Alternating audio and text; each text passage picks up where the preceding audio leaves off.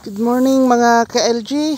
Dito tayo sa ating palay dito sa Bantay. Okay.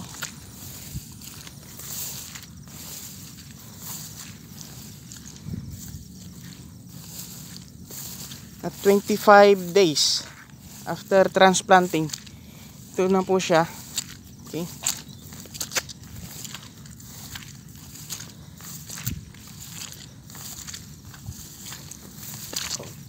So far nakikita natin ito yung kangkong, may pa isa-isa, madali lang yan na patayin.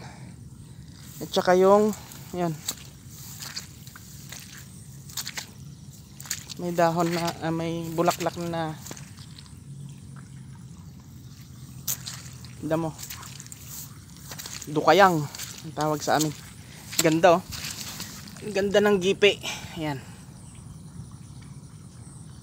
Ayun. So far so good. Ganda. Maganda yung ating palay sa ngayon. Dapat ito yung mga damo na yan, yun yung mabunot.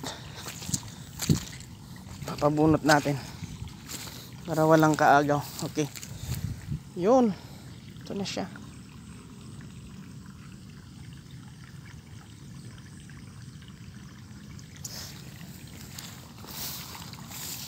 Yan. Oh. Okay, happy farming.